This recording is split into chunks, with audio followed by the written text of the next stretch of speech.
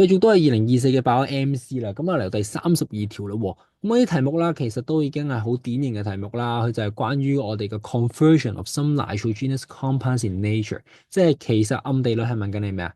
氮循環啦，即係我哋嘅 nitrogen cycle 咯，係咪？第呢個題目咧有少少嘅變化版啦，因為你見到佢唔係一個我哋典型見開嘅一個氮循環 nitrogen cycle，佢係包含咗其他嘅因素入去。但係咧，同學仔都有句啦，其實佢呢啲 cycle 入面，佢寫一二三四，你只要將一二三四嘅過程寫翻晒出嚟，其實你就已經會知道點樣去答下面嗰啲題目噶啦。因為其實佢哋純粹問下你識唔識得去分翻，究竟當佢結合咗唔同嘅表嘅時候，究竟呢啲 process 個名或者佢個 process 會發生嘅嘢，你又熟唔熟悉咧？咁啊，逐個逐個睇啦。咁我哋32條係問到 which of the following statement about the conversions is correct，即係問你以下邊一個句子係正確啦。簡單嚟講，咁啊，process one involve nitrogen fixing bacteria，佢就話過程一會包含咗我哋嘅固氧細菌。咁啊，其實即係問緊你究竟一呢個 process 係啲乜嘢啦？咁啊，由 ammonium compound 變做 nitrate，其實呢個 process 叫乜嘢啊？應該叫做 nitrification 啊嘛，係咪啊？即係中文嘅同學仔，即係我哋嘅消化作用啦。咁消化作用其實我哋用到啲咩㗎？我哋應該用到 nutrifying bacteria 㗎喎，係咪？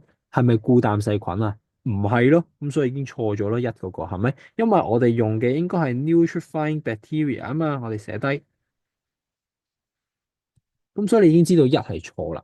咁啊 B 啦喎，佢就話 process two 係一個 anabolic in nature，anabolic 即係一啲合成嘅代謝啦，係咪？即係將啲嘢由細變大啦，係咪？咁啊，你望下一條題目講啲乜嘢？nitrate 變 protein 喎，nitrate 係攞嚟做 protein 嘅一樣嘢嚟噶嘛？因為 nitrate 係細啲噶嘛，係咪啊？咁細啲變大啲 protein。咦，咁呢個過程咪應該係合成咯，係咪？即係我哋頭先所講嘅嘢咯。咁所以 D 咪 boy 係正確嘅。但我哋睇埋 CD 啦，有啲即係體育精神啦，係咪？咁啊 C 啦，process three is catabolic in nature。catabolic 即係 anabolic 嘅相反啦，即係我哋將啲嘢由大變細啦，係咪？咁啊睇下啦，plant protein 變 animal proteins 喎。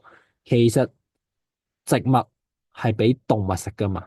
即係你當佢係一啲人類，animal 係人類，人類吸收植物嘅 protein，再轉化為佢自己嘅 muscle 啊嘛，係咪？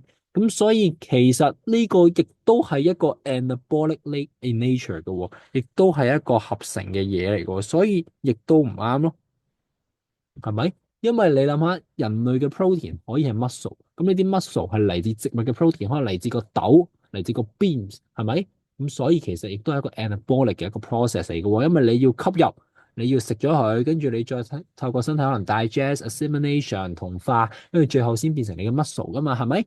咁所以 C 係一個 anabolic，就唔係一個 catabolic in nature 啦。咁啊，process D 佢就話，即係 D 啦，就話四其實 involve denaturifying bacteria 喎。其實四係做咗啲乜嘢？佢將啲 organic 嘅嘢變 ammonium compound 喎，即係將啲 organic 變 inorganic 啦。咁其實呢一個過程係咩嚟㗎？係我哋嘅 decomposition 嚟㗎嘛，係咪？decomposition 即係我哋嘅分解啦。中文嘅同學仔可以寫埋啦。分解，咁分解係咪用 denaturifying bacteria 啊？咁梗係唔係啦。分解用咩㗎？用 decomposer 㗎嘛，係咪？用我哋嘅分解者㗎嘛，係咪？咁所以其實答案只有一個，就係我哋嘅 boy 啦。咁所以其實就唔係好難嘅啫呢條題目。咁啊望一望啦，當年第32條揀啱 boy 嘅有幾多同學仔啦？有58%嘅同學仔都揀到係 boy 嘅。咁所以其實亦都唔係一條好難嘅題目啦。咁啊希望同學仔小心啲做，咁啊呢啲題目就一定係送分嘅啦。